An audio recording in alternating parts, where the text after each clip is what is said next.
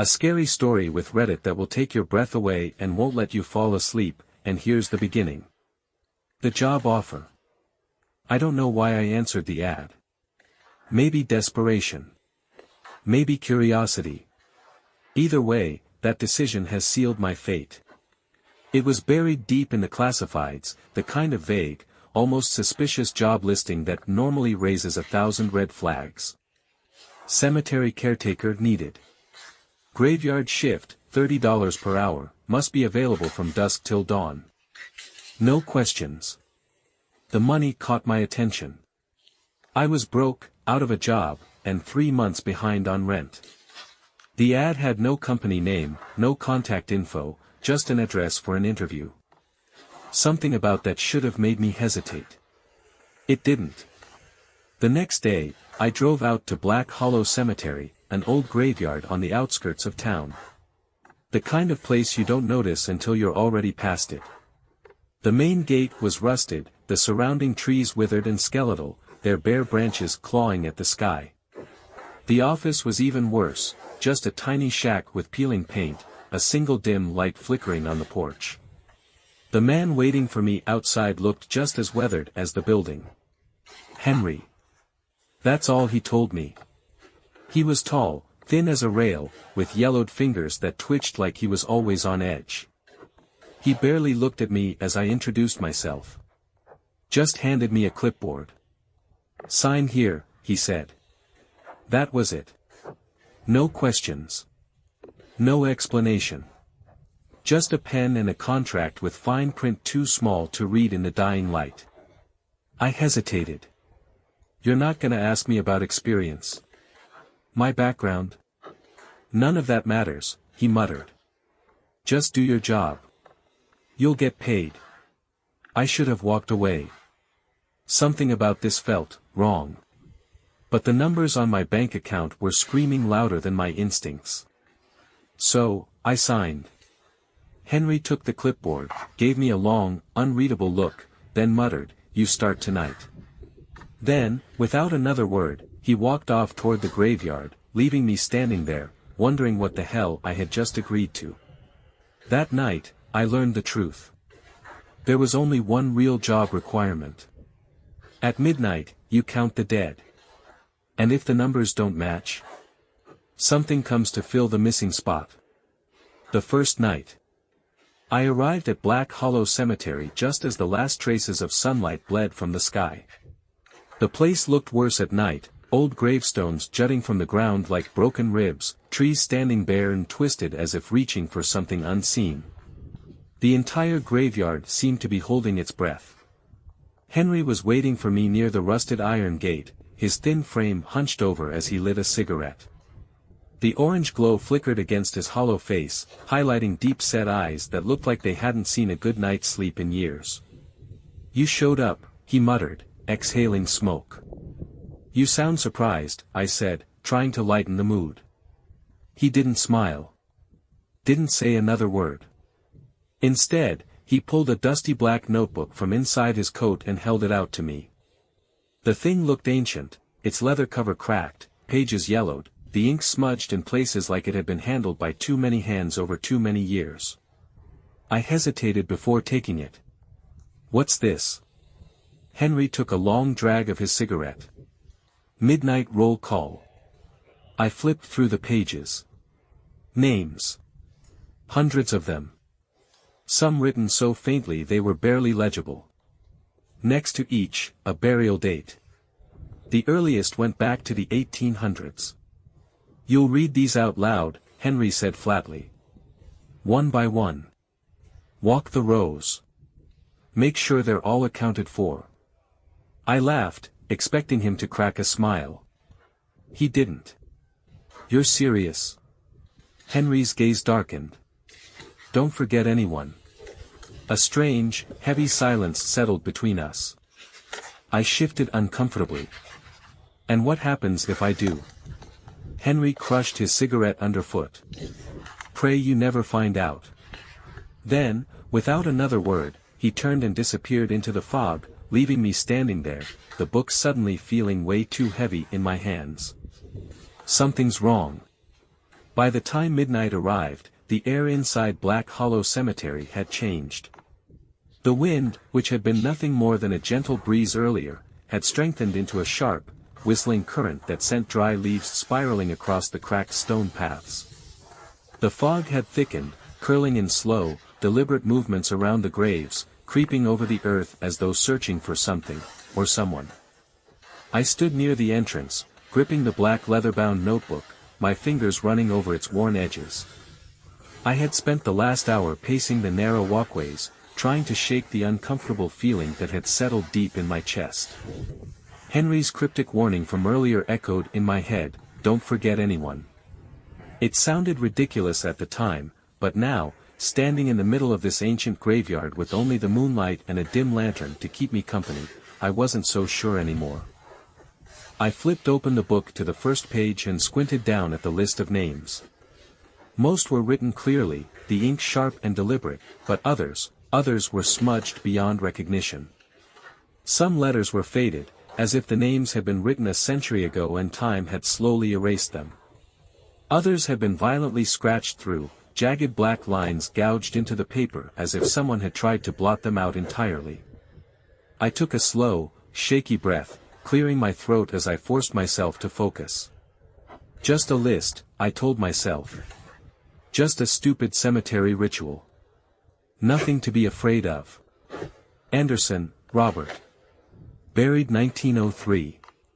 My voice felt too loud against the deadened silence of the night, and I instinctively glanced toward the nearest headstone. The name was still there, barely visible beneath a layer of moss and decay, but at least it was legible. I continued down the list. Baker, Judith. Buried 1927. A sudden gust of wind cut through the cemetery, cold and biting, rattling the brittle tree branches overhead. I pulled my jacket tighter around me, shifting uncomfortably as a strange unease coiled around my chest. Each time I spoke a name, it felt as though the air itself was thickening, growing heavier with something unseen. The silence between each word stretched longer than it should have, an unnatural stillness settling over the cemetery as if the graves were listening. I swallowed hard, forcing myself to keep reading. The farther I walked, the more oppressive the atmosphere became, the fog shifting in ways that made my skin crawl. And then, just as I was about to call the next name, I noticed something out of place. There, barely visible through the mist, was a dark figure, standing perfectly still near an old, cracked tombstone. At first, I thought it was just the shadows playing tricks on my eyes, but the longer I stared, the more I was certain that I wasn't imagining it. A shape, a human silhouette, stood just beyond the edge of my lantern's glow, featureless and unmoving, its head slightly tilted as if watching me. A sick, crawling sensation spread through my stomach. My grip tightened on the book. "Hello." I called out, my voice hoarse. The words barely made it past my throat, swallowed almost instantly by the dense, suffocating air. No response. I blinked once. The figure was gone. My heart pounded against my ribs, my breath quickening as I turned back to the book. The next name on the list had been smudged beyond recognition, the ink blurred as if someone had dragged wet fingers across it, warping the letters into an indecipherable mess. And then, before I could process what I was seeing, I heard it. Footsteps. Behind me. They weren't rushed, nor were they hesitant. They were slow, deliberate, the unmistakable sound of someone, or something, moving across the damp earth. My blood turned to ice. The fog swirled unnaturally, shifting toward me in a way that made my stomach twist. A whisper of movement ghosted through the graves, too faint to pinpoint but close enough that every nerve in my body screamed at me to run. But I didn't move. Because deep down, I already knew that if I turned around, I wouldn't be alone. Grave consequences. I barely slept after that first night. The moment my shift ended at dawn, I locked the cemetery gates behind me and sped home, my hand still shaking as I gripped the steering wheel. The whole way back, I replayed everything in my mind, the unnatural fog, the shadowy figure, the footsteps that came too close without a body to belong to. But one thing disturbed me more than anything else. That name. The blurred one. The one I couldn't read. I had no way of knowing if I had skipped it. I was too distracted, too rattled to be sure. But as soon as I stepped into my apartment, I grabbed the black notebook and flipped back to that page. The smudged ink hadn't changed. It still looked like someone had dragged their fingers through it, warping the letters beyond recognition. A sick feeling settled in my gut. I needed answers.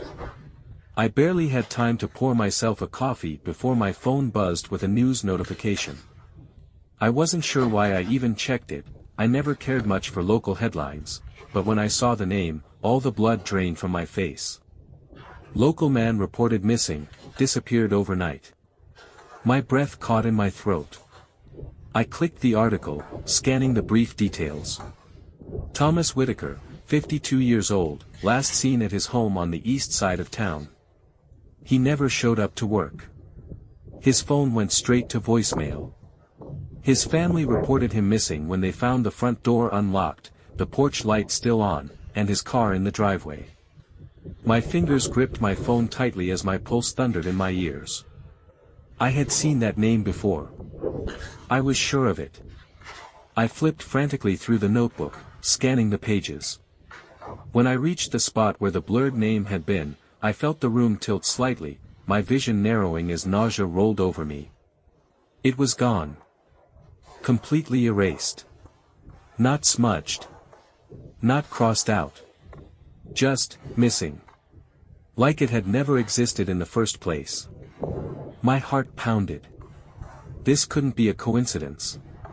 A name vanishing from the book, and then a man going missing the same night. No. Something was very, very wrong. I needed to talk to Henry. I shoved the notebook into my bag, grabbed my keys, and headed straight back to Black Hollow Cemetery.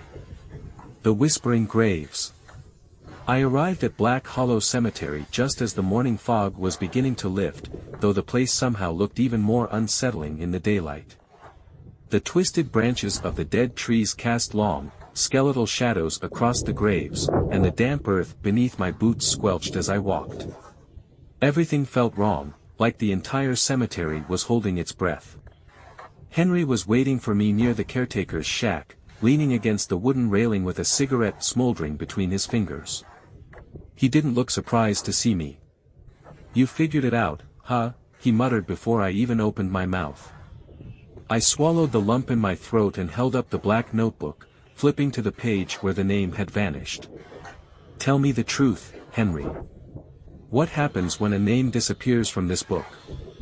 Henry took a long drag, exhaling through his nose as he stared out at the headstones. His silence stretched between us, heavy and uncomfortable, before he finally said, "You already know." "Thomas Whitaker," I said, my voice hoarse. "He's missing. The name was blurred last night, and now it's gone. He's gone."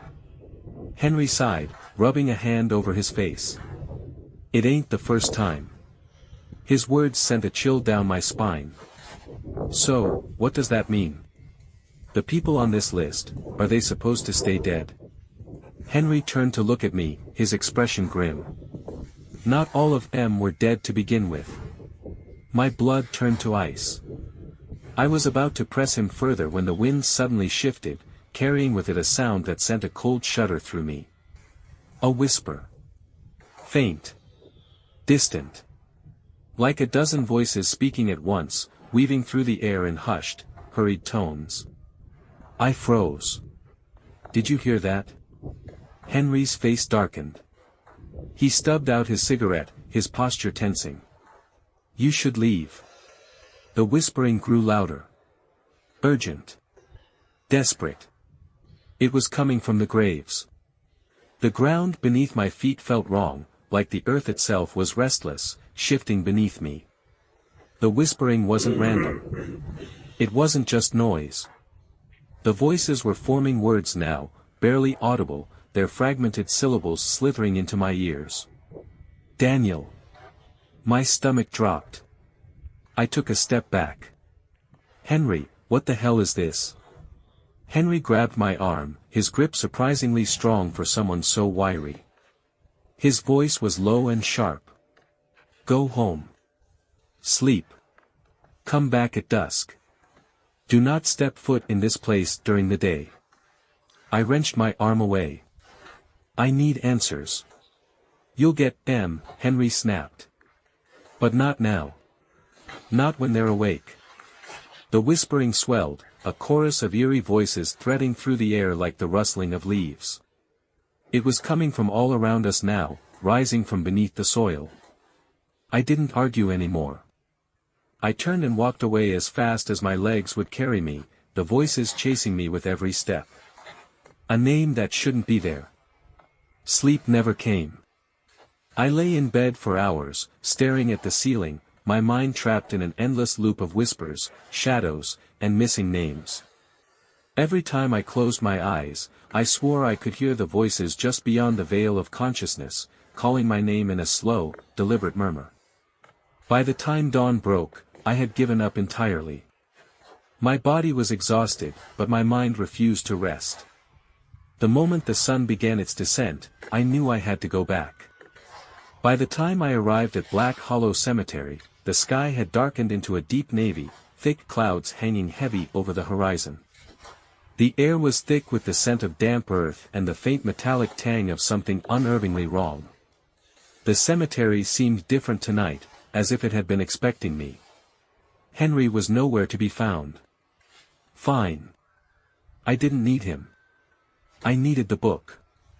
The caretaker's shack was exactly as I had left it the day before, dust settling in the corners, old tools and ledgers scattered across the desk, the single dim light bulb flickering as if unsure whether to stay alive. But the black notebook sat right where I had left it, resting atop a pile of forgotten records. It almost looked innocent, just an ordinary old book filled with names. But I knew better now. I flipped it open, heart pounding with every page turn. The missing name, Thomas Whitaker, was still absent. Not crossed out. Not faded. Simply erased, as though he had never existed in the first place. My breath came unevenly as I kept flipping, moving toward the newer entries, my fingers trembling slightly as they brushed across the old, brittle pages. Then I saw it. And my blood ran cold. There, at the very bottom of the page, written in the same old-fashioned, precise script, was my own name. Daniel Porter, burial pending. A slow, creeping terror clawed its way up my spine, locking my lungs in an icy grip. My fingers clenched around the edges of the book, my pulse thundering so hard in my ears that, for a moment, the entire world felt like it was narrowing, shrinking down to the 4 words that had no business being there. Burial pending. 2 words that didn't belong to the living. My eyes darted to the date next to it. 2 weeks from now. A deep, suffocating nausea washed over me, twisting my insides into knots so tight I thought I might collapse. My throat was dry, my hands slick with sweat, my mind desperately trying to find some reasonable explanation. A mistake. A cruel joke. Something, anything, but the truth that was slowly sinking its claws into me. This wasn't just a ledger of the dead. It was a list of the soon-to-be dead. Before I could fully process the sheer weight of what I was looking at, a floorboard creaked behind me. The sound sent a violent shudder through my body, snapping me out of my spiraling thoughts. My breath hitched. My grip on the notebook tightened. I turned slowly, every muscle in my body coiled in tense anticipation. At first, I saw nothing. Just the dim light of the shack stretching out toward the open doorway, casting long, warped shadows across the floor. But then, something moved. A shape. Tall. Unnaturally still. Someone was standing just outside the doorway. A dark silhouette loomed in the entrance, a figure of pure shadow with no distinguishable features, no defining characteristics, just a hollow presence that felt heavier than the air itself. For a long, horrible moment, neither of us moved. The silence between us was unbearable, stretching like a taut rope about to snap. The dim light flickered again, casting brief, fragmented glimpses of something not quite right, a body that wasn't quite touching the ground. The figure wasn't standing. It was hovering. My breath caught in my throat, my pulse hammering against my ribs. I tried to speak, tried to force some kind of command from my lips. Who are you? What do you want? But nothing came. My body refused to obey. And then, it moved. Not by stepping forward, not by shifting like something human. It simply glided closer, as if the distance between us didn't matter. That was all I needed to see. I lunged for the book, gripping it tight as I tore through the back door of the shack, my heart slamming against my chest so hard I thought it might break open right there inside me. The wind howled as I ran, kicking up dead leaves and loose dirt, but I didn't stop. I couldn't stop. I didn't look back. I didn't need to. Because I already knew that whatever had been standing there, was still watching me. I didn't stop running until I was outside the cemetery gates, gasping for breath, my heart hammering against my ribs as if trying to escape the confines of my chest. The night air was thick, cloying, wrapping around me like a second skin. I could still feel the weight of that presence inside the caretaker's shack, that thing that had hovered instead of stood, that had moved without sound. I gripped the black notebook so tightly my knuckles turned white, the leather covered damp with the sweat from my trembling hands. My name was still in there, clear as day. Daniel Porter, burial pending. 2 weeks from now. I didn't go home. I couldn't. Instead, I found myself pounding on Henry's door. The old caretaker lived in a small, run-down house just a few miles from the cemetery, tucked between two overgrown fields that looked like they hadn't been tended in years. The porch light was flickering when I got there, casting sickly yellow light onto the warped wooden steps. I didn't wait for him to answer. I kept knocking, harder and harder, my desperation outweighing any sense of politeness. Finally, the door swung open. Henry stood there in his undershirt, cigarette dangling from his lips, eyes bloodshot and sunken like he hadn't slept in days. He took one look at me, then at the book clenched in my hands, and sighed. "So, you finally saw it," he muttered, stepping aside to let me in. The inside of his house was exactly what I expected, dimly lit, cluttered with stacks of old newspapers, the scent of stale tobacco clinging to everything like a second layer of dust. A half-empty bottle of whiskey sat on the coffee table next to a stack of crumbling ledgers, identical to the one I was holding. I threw the black notebook onto the table. "You knew." My voice was hoarse, shaking with barely contained rage. "You knew my name was going to be in there. Didn't you?" Henry exhaled slowly, rubbing a hand down his face before slumping into the old recliner across from me. "Not at first," he admitted. "But I figured it was only a matter of time. I felt like I had been punched in the gut." "What the hell does that mean?" Henry gestured toward the stack of old ledgers, his voice calm but heavy with something I couldn't quite place. "Take a look." I hesitated, then reached for the topmost book. The cover was nearly identical to the one I had, worn, cracked leather, pages brittle with age. I flipped through it, skimming the names inside. The first few pages were what I expected. Rows and rows of names, each one followed by a burial date. Some going back over a century. But as I moved toward the middle, I noticed something odd. Some names were repeated. The same names, written again and again, each time with a different burial date. Some a decade apart. Some only months. Then I found Henry's name. Henry Wallace, burial pending. 1976. I swallowed hard. "You were supposed to be dead." Henry let out a dry, humorless chuckle, reaching for the whiskey bottle and pouring himself a glass. "Ain't we all?" I flipped back to the book I had brought with me, to my name. I ran my fingers over the ink, hoping that if I pressed hard enough, it would smudge, fade, disappear. It didn't. How do I get out of this? My voice barely made it past my lips. Henry took a slow sip of whiskey before setting the glass down with a soft clink.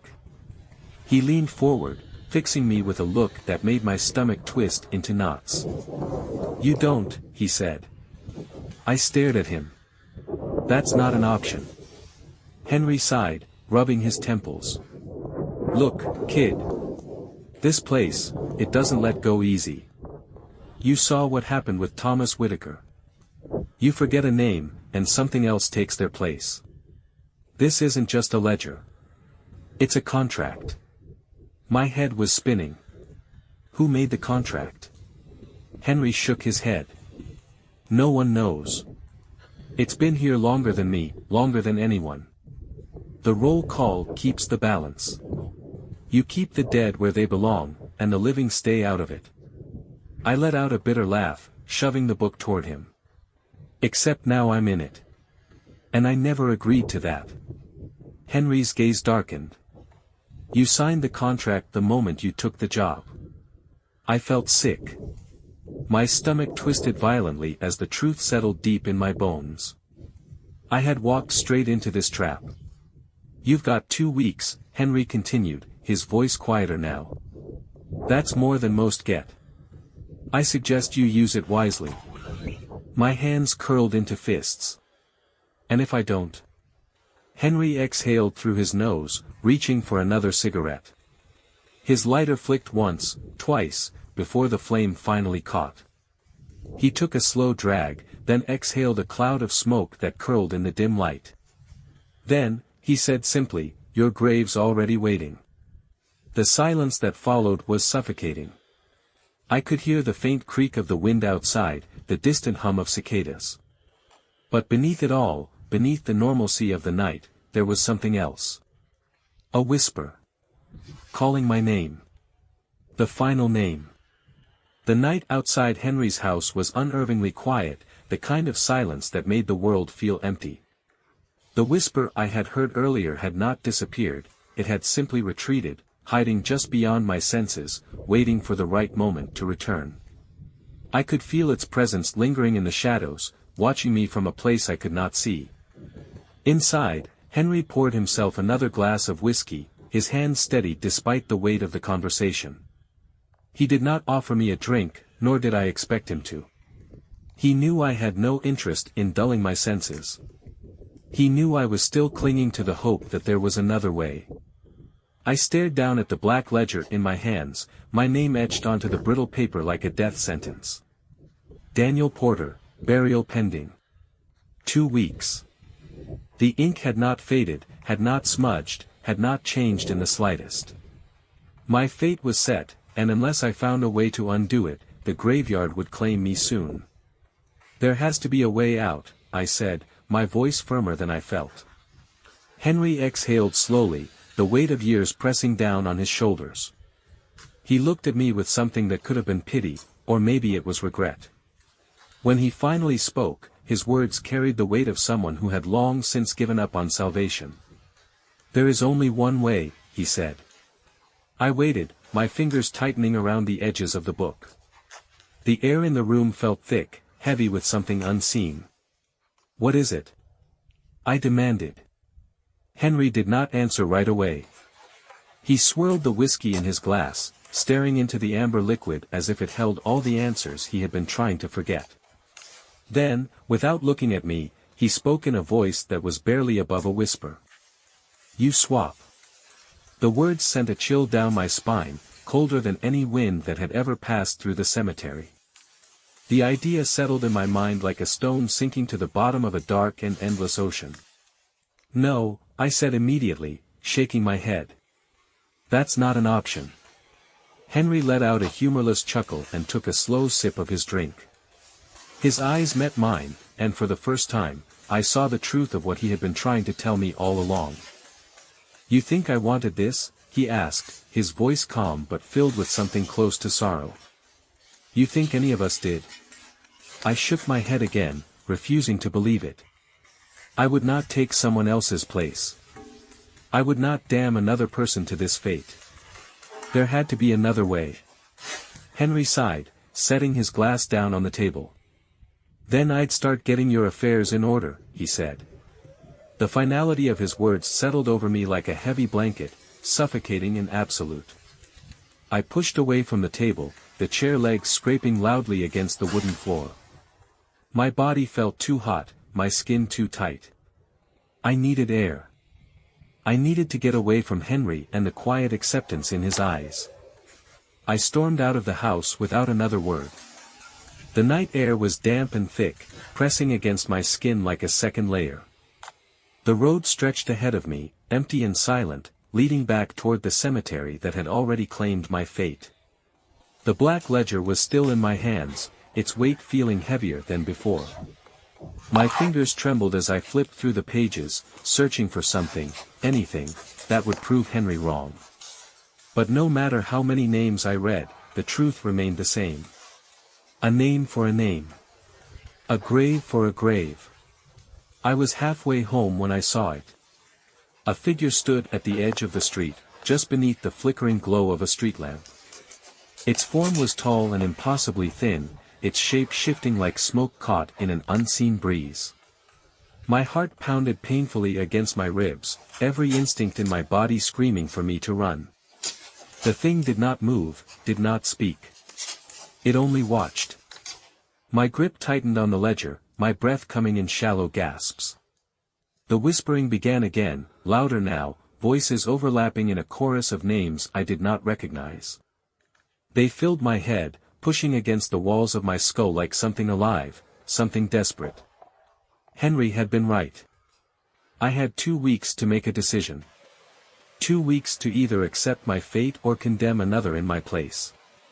That was the real horror of it all. The ledger did not kill people.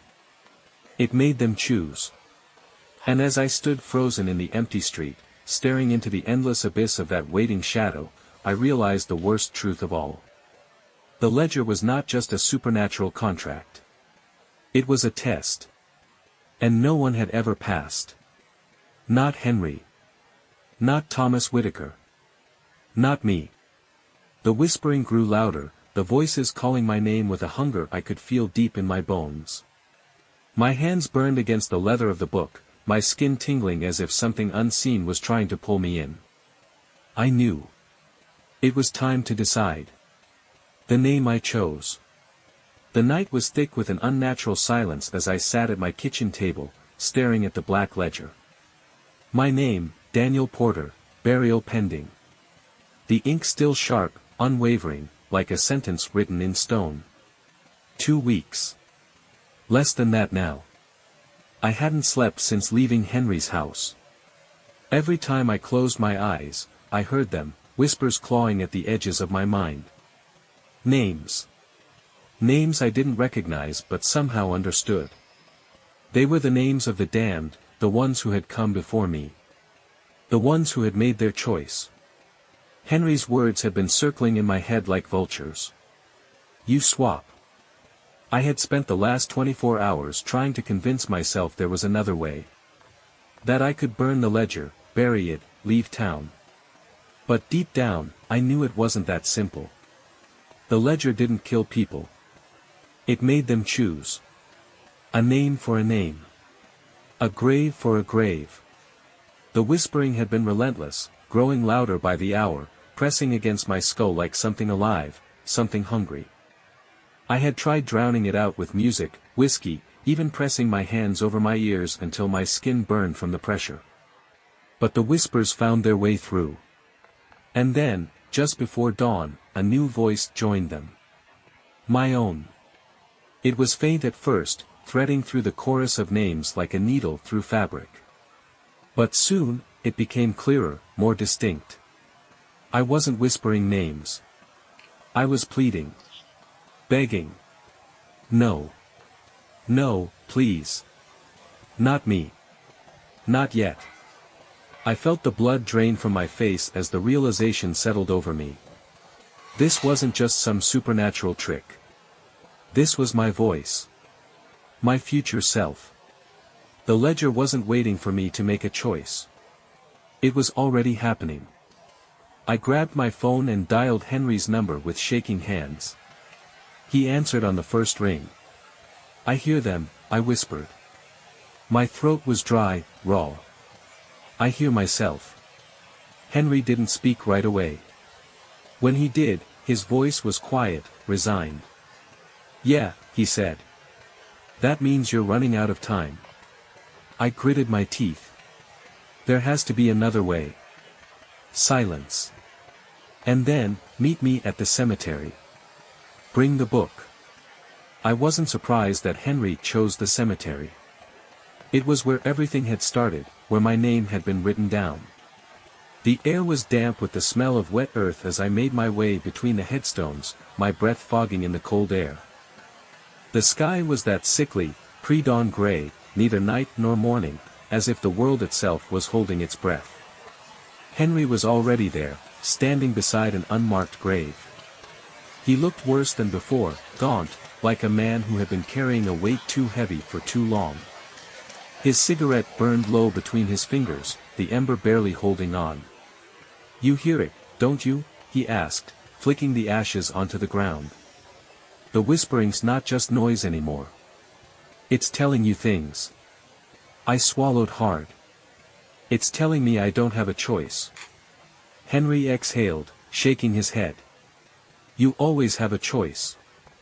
That's the cruel part." I clenched my jaw. "I'm not taking someone else's place." "Then you better make peace with dying." I looked down at the ledger in my hands.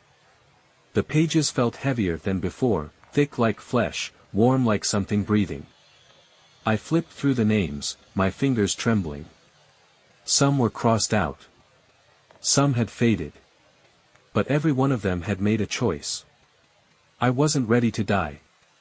I wasn't ready to kill. But then I saw something, something that made my breath catch in my throat. A name I recognized. I read it once. Twice. My stomach clenched. My vision blurred. It wasn't just any name. It was someone I knew. Someone I had known for a long time. Someone who deserved to be on that list. A name for a name. A grave for a grave. The whispering surged, a hungry roar in my ears. The ledger in my hands felt heavier, waiting for me to make my choice. And for the first time, I thought, maybe I could. A name in the dark. The moment my eyes landed on it, my breath caught in my throat. Marcus Holloway. The name stood out among the others, bold and unmistakable. A cold wave of recognition washed over me, leaving a bitter taste in my mouth. I knew exactly who Marcus Holloway was, and I knew what he had done. Memories surged through my mind in broken fragments, his face, smug and unrepentant, as he was led from the courtroom. The gasps from the gallery when the verdict was read. The outrage, the disbelief, the helpless fury that had gripped an entire town when he was set free. The stories of the lives he had destroyed. The families who would never have justice. Marcus Holloway had gotten away with it. I looked up at Henry, gripping the ledger so tightly that my knuckles turned white. My voice came out low and unsteady. "Why is his name in here?" Henry exhaled slowly, his expression unreadable. "Because not everyone escapes," he said, his voice edged with something close to regret. The whispering grew louder, filling my ears with a cacophony of voices. The sound swirled around me like a storm, urging, pleading, demanding. The book in my hands felt heavier than before, as if it was alive, as if it could sense my hesitation. A thought rooted itself deep in my mind, cold and undeniable. I didn't have to choose an innocent person. I didn't have to damn someone who didn't deserve it. I had a name, one that carried the weight of its own crimes. A name that had been written in this book for a reason. My pulse pounded in my ears as I stared down at the inked letters. Marcus Holloway. A name for a name. A grave for a grave. My fingers trembled as I traced the ink with the tip of my thumb. The name was already written, already prepared, but it wasn't sealed yet. Henry had told me how this worked, the book provided the names, but the final decision was mine. Until I made my choice, the fate of Marcus Holloway was still uncertain. I could erase it. Or I could let it happen. The weight of the decision pressed against my chest like a stone. I had told myself from the beginning that I would never make this choice. I had sworn to myself that I would never take another person's life to save my own. But now, as I stared at his name, I realized how fragile that conviction had been. Henry must have seen the conflict in my expression because he let out a low, humorless chuckle. "You're thinking about it," he said, his voice matter-of-fact. I swallowed hard, my throat dry as sandpaper. Henry cut me off before I could finish. "You want to know something funny?" he said, flicking his cigarette into the dirt. He stepped closer, his tone quieter now, almost conspiratorial. "The first time I had to choose, I sat right here, with this same book in my hands, and I told myself I wasn't going to do it. I was convinced that I could find another way." He exhaled, shaking his head, his gaze dark with something unreadable. "But the longer I sat here, the more I started wondering, maybe it wasn't random. Maybe the book doesn't just pick names out of thin air. Maybe it knows." A shiver crawled up my spine as his words settled over me like a curse. "What are you saying?" Henry sighed, rubbing a hand over his face. "I'm saying the ledger doesn't make the choice for you. You do. The book just shows you the possibilities. It finds the names that fit." I looked back down at Marcus's name, the ink as sharp and permanent as a blade. It felt too perfect, too easy. Like the universe had handed me a solution wrapped in a bow, ready to be unwrapped. But was that true? Or was it just the ledger whispering to me, manipulating me, pushing me toward a decision it wanted me to make? My breath came in shallow bursts as I ran a shaking hand through my hair. "What happens if I say yes?" Henry's expression darkened, his eyes locked onto mine. "Then it happens," he said simply. "The moment you accept, the book takes care of the rest. You won't have to do a damn thing." He hesitated for a moment before continuing, his voice quieter now. "But make no mistake, once you choose, it's done." The air around us felt heavier, thicker, as if the world itself was holding its breath. The cemetery stretched out around me, the tombstones standing like silent witnesses to the choice I was about to make. I thought about my 2 weeks. I thought about my name, already written down, already counting down to an inevitable grave. I thought about Marcus Holloway, the things he had done, the lives he had shattered, the families who still lived in fear, knowing he was free. I had a name. I had a way out. And all I had to do was say yes. The whispering surged into a fever pitch, voices overlapping in desperate hunger. My vision swam, my hands tingling with an unnatural energy. The ledger pulsed beneath my grip, like something waiting to consume my decision. I closed my eyes, my heart hammering against my ribs. And then I made my choice. The moment it became real.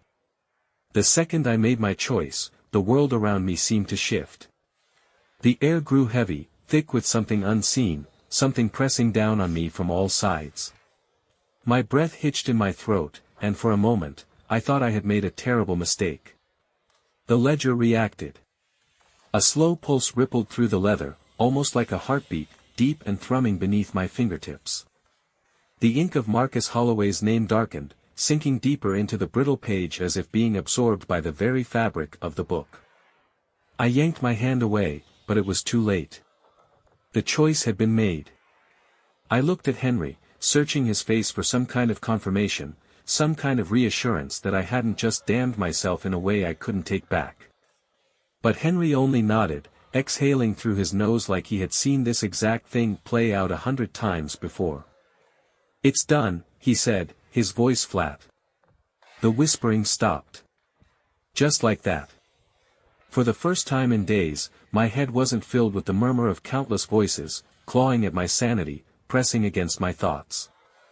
The silence should have been a relief, but instead, it felt like something worse, like the calm before a storm. I swallowed hard, my throat dry. What happens now? Henry sighed, rubbing a hand over his face. Now, he said, we wait. That night, I couldn't sleep. I kept telling myself it was over. I had made my choice. The ledger had taken it from me, lifted the weight from my shoulders. Marcus Holloway's name had been written. The rules had been followed. So why did I still feel like something was watching me? I lay in bed, staring at the ceiling, listening to the sounds of the night outside my window. The distant hum of cars on the highway. The occasional rustling of tree branches in the wind. Normal sounds. Ordinary sounds. But underneath it all, something else. Something faint. Something breathing. I squeezed my eyes shut, gripping the sheets between my fingers. It's just your mind playing tricks on you. That was what I told myself. That was the lie I clung to. But deep down, I knew. I wasn't alone. The first sign that things were not normal came the next morning. I had barely managed to drift off for an hour or two, and when I finally dragged myself out of bed, everything felt wrong. The air in my apartment was thick, like the humidity before a storm, but the sky outside was clear. My coffee tasted bitter, even though I had added sugar. The clocks on my phone, my microwave, and my watch were all a few minutes off from each other, shifting forward and backward as if time itself was struggling to keep steady. And then there was the knock at the door.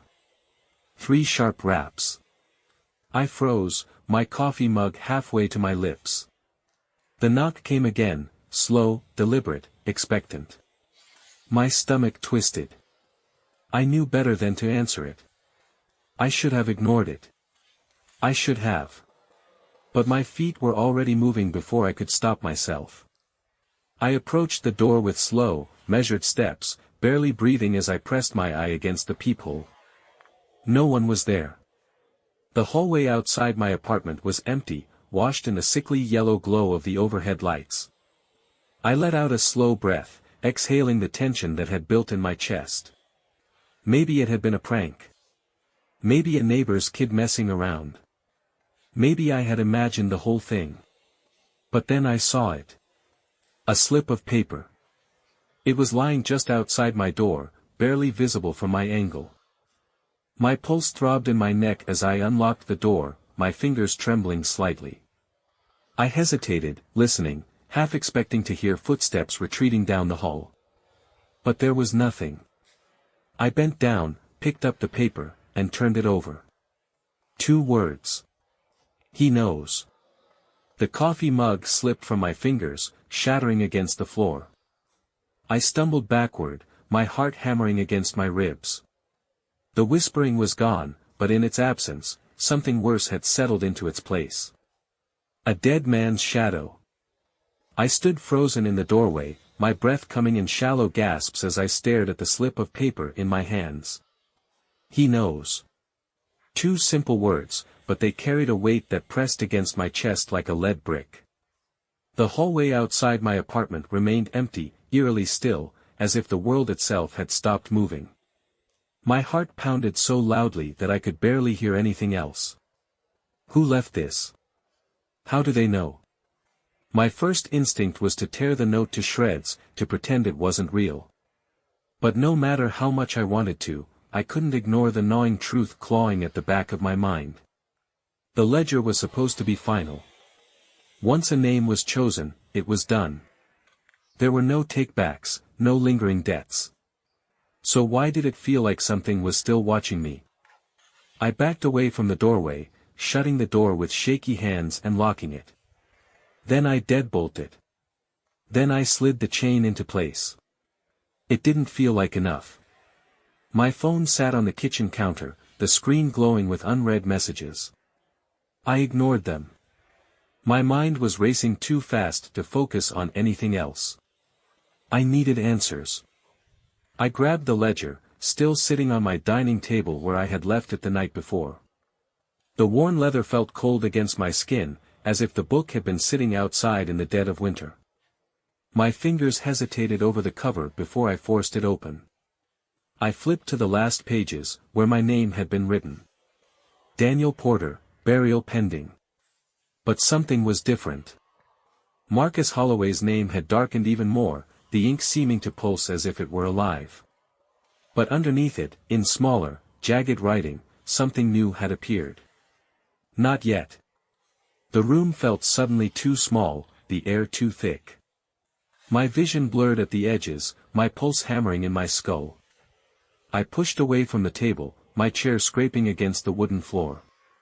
My entire body was buzzing with adrenaline, with a deep and primal fear I couldn't explain. Marcus Holloway should have been gone. His name had been written, sealed, accepted. So why did it feel like I had just made the biggest mistake of my life? I didn't leave my apartment that day. Every time I looked at the front door, my stomach twisted in knots. The note sat on my kitchen counter, mocking me, reminding me that someone knew. I thought about calling Henry, demanding an explanation, but some part of me already knew what he would say. We wait. So I waited. The sun went down, and the shadows in my apartment stretched longer than they should have.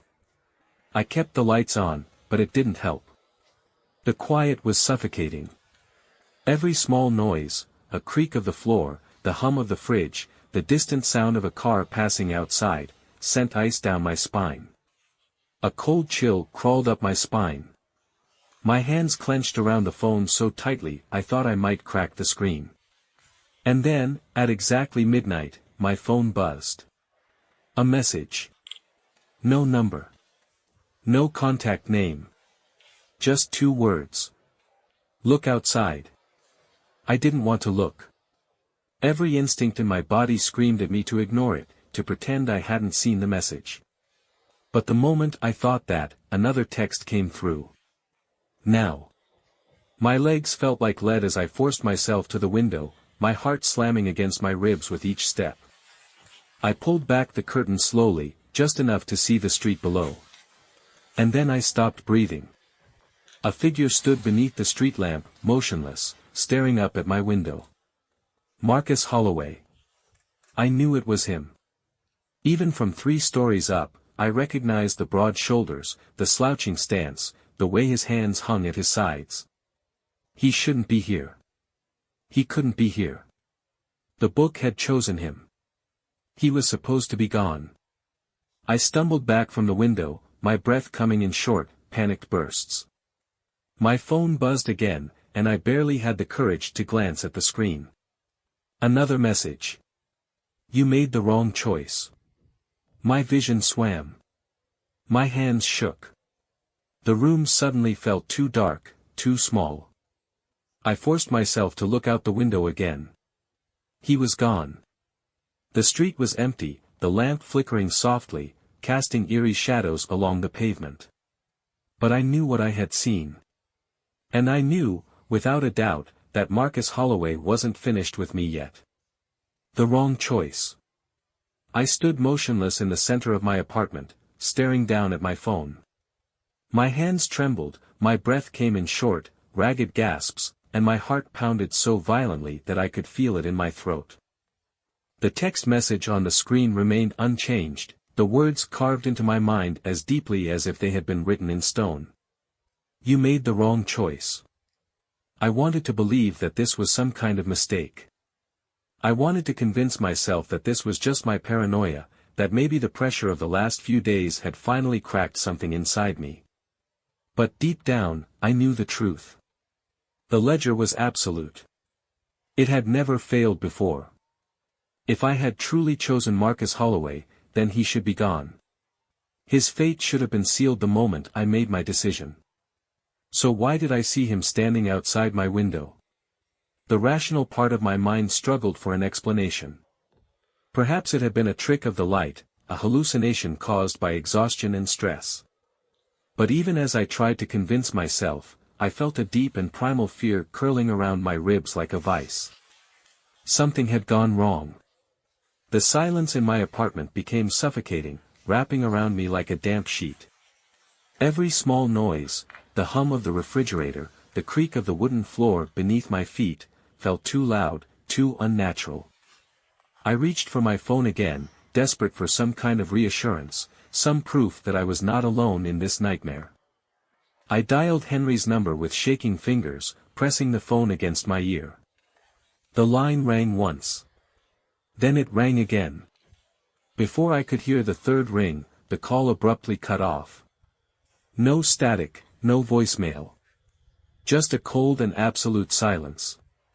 My stomach twisted painfully, nausea rising in my throat. I redialed the number, gripping the phone so tightly that my knuckles turned white. The same thing happened. The call rang once and then ended, as if something had severed the connection before it could even begin. A loud and deliberate bang echoed through the apartment. I froze in place, my body locking up with sheer terror. The sound had come from the front door.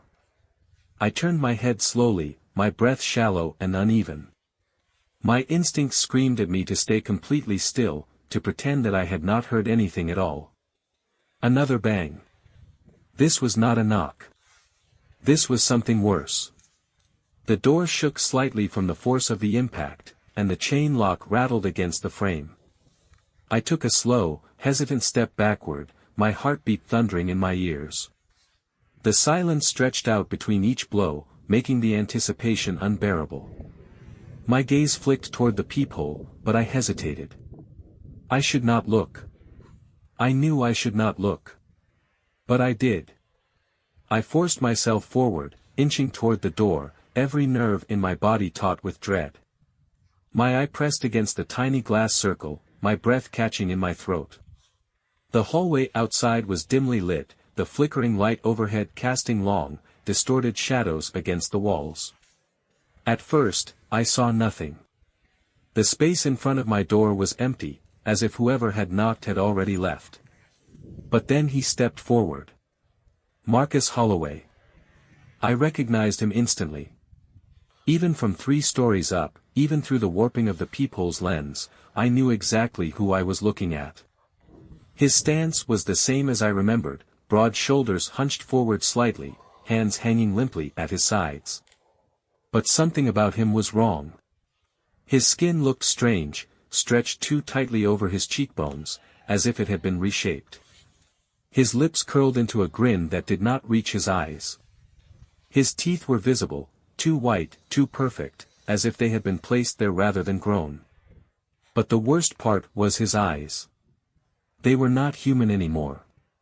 They were deep, hollow voids, black as tar, empty as a grave left open in the dead of night. Before I could react, his head snapped forward, hitting the peephole with a sharp and sickening crack. I stumbled backward, barely choking back a gasp. My body moved on instinct, pushing me away from the door as fast as possible. His voice followed me, low and rasping, sliding through the thin wood like a knife through flesh. You made the wrong choice. I grabbed my phone with trembling hands, trying to call Henry again. The screen flickered slightly, the call refusing to go through. My mind raced for another solution, another name to call, another way out of this. Another bang shook the door, harder than before. The lock rattled violently, the hinges groaning under the force. Then the whispering began. At first, it was faint, barely more than a breath against my ear. But then it grew, curling around me, filling the room like smoke from a dying fire. It was not the same as before. This time, it was only one voice. Marcus's voice. It was low, uneven, broken by something unnatural. Let me in, Daniel. My knees nearly buckled beneath me. A sickening crack echoed through the air as a jagged splinter ran down the wooden frame of the door. This was not knocking anymore. This was breaking in. I turned on my heels and bolted.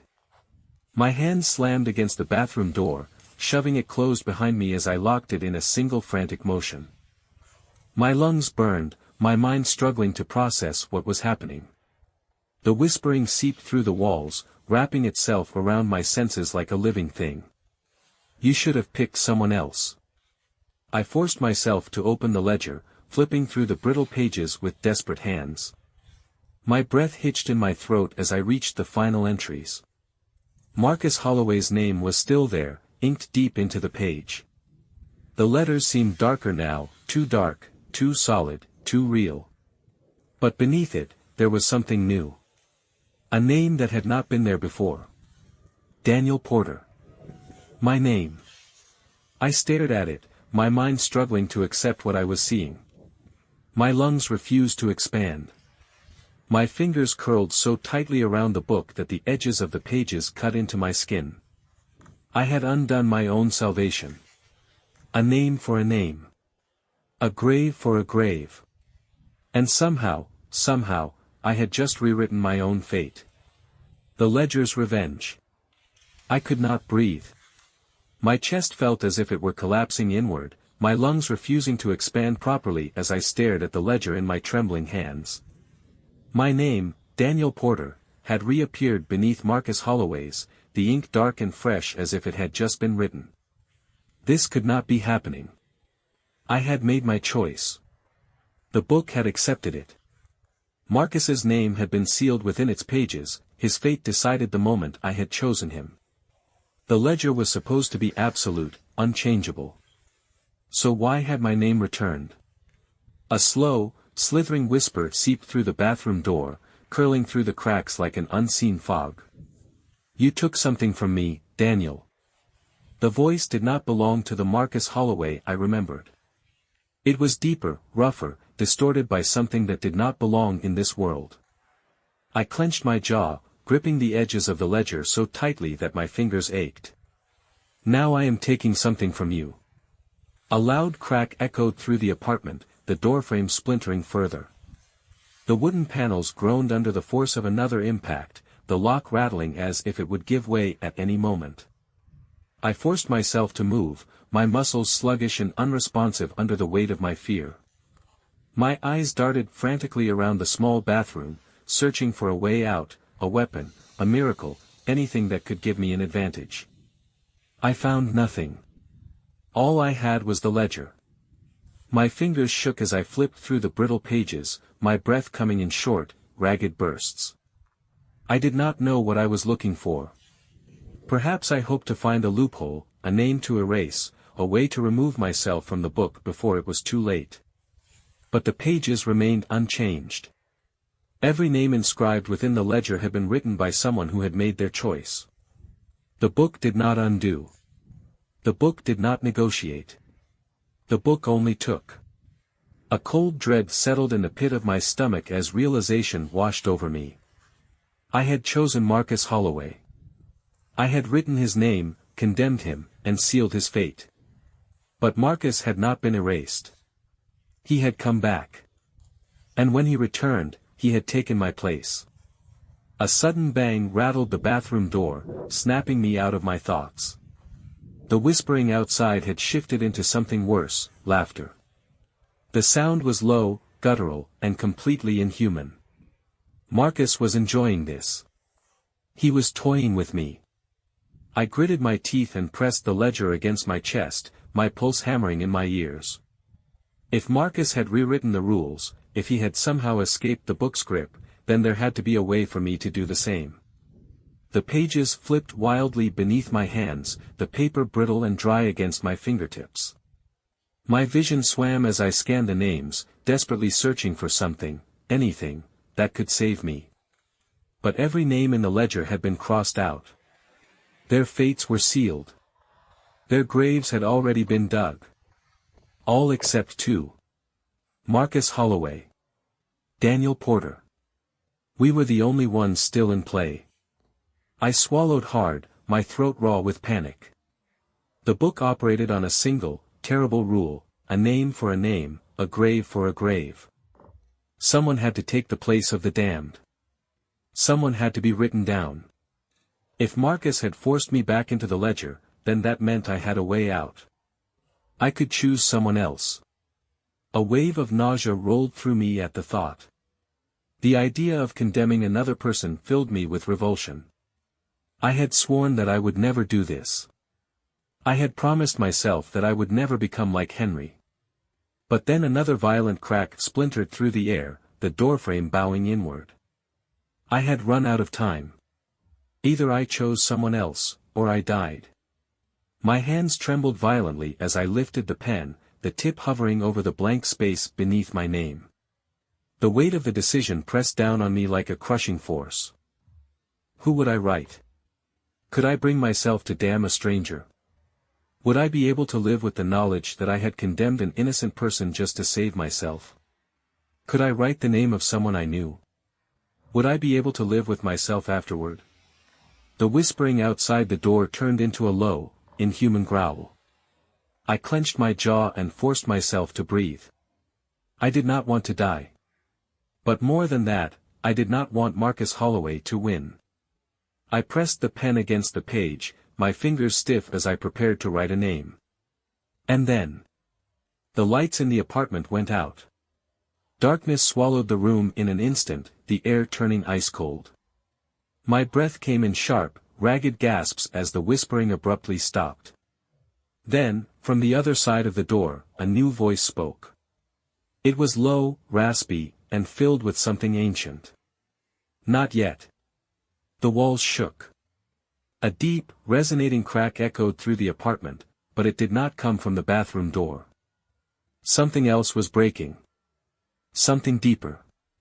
Before I could react, an unseen force slammed into me, knocking me backward. My head struck the tiled floor hard, my vision bursting into a field of white stars. My consciousness flickered. My body refused to move.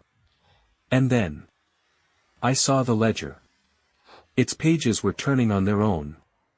The name I had almost written was gone.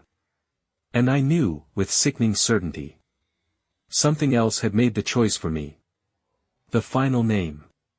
Pain pulsed through my skull as I struggled to regain focus, my vision still swimming from the impact.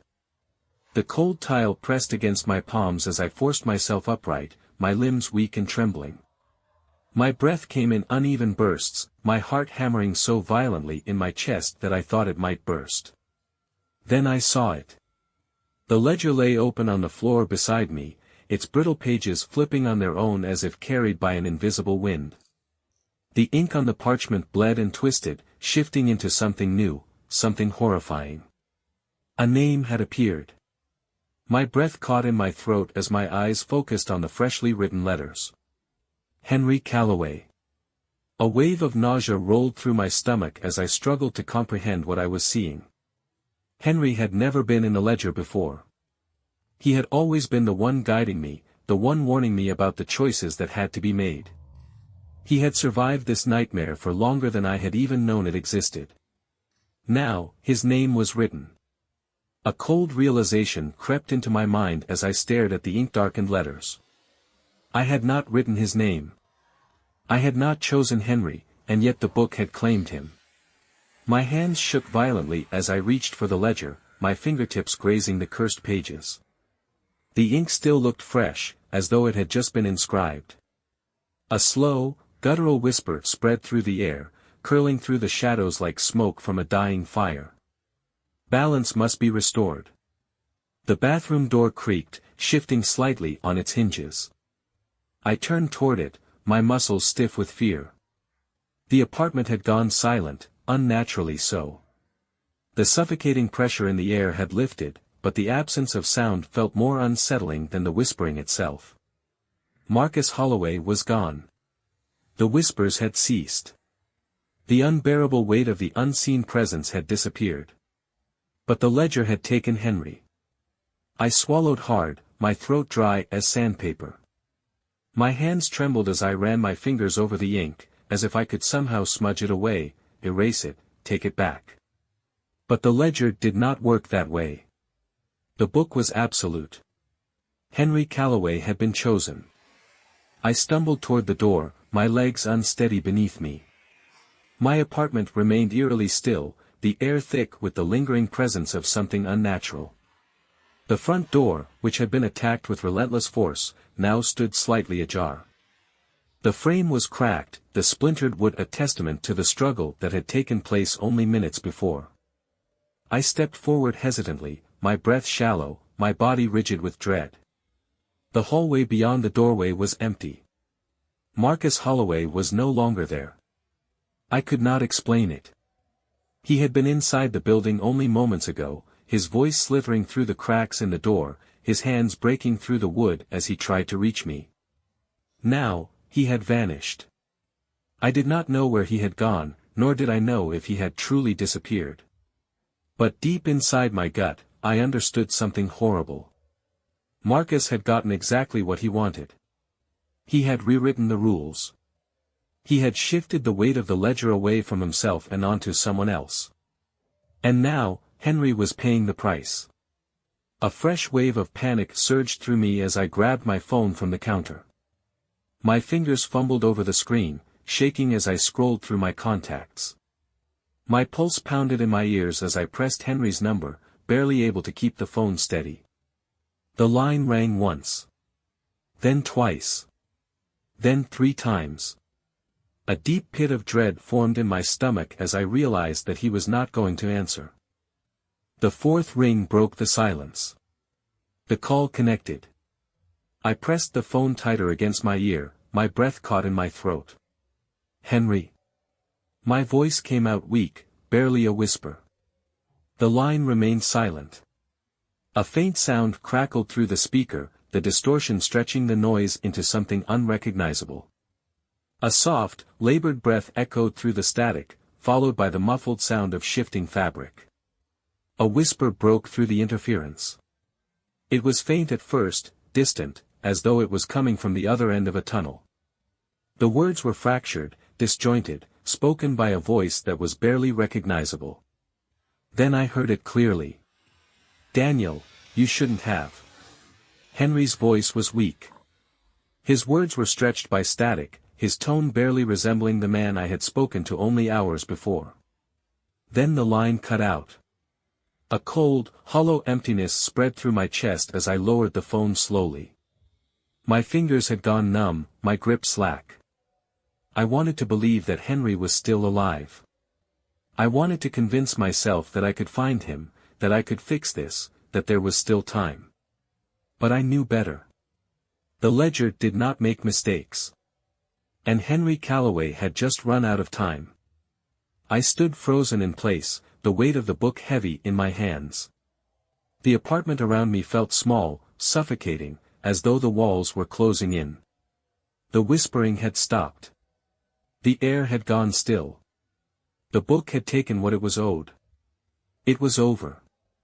But as I stared down at the open ledger, a new fear crept into my mind.